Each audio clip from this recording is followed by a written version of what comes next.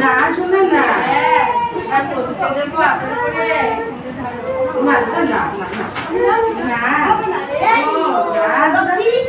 সামনের টুকরা ভ্যাকসিন হবে।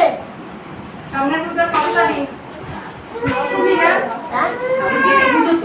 দশমী বলতে পারছি না। আমার তো মনে হয় দশমীর ছুটি নেই।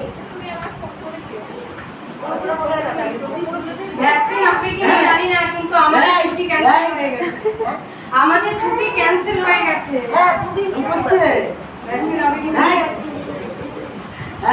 ওই জন্য তো বললাম যে ভ্যাকসিন ওই যেটা বলা এই যে মাম্মা এই মাম্মা দাদা বুঝতে ঠিক করতে পারবে।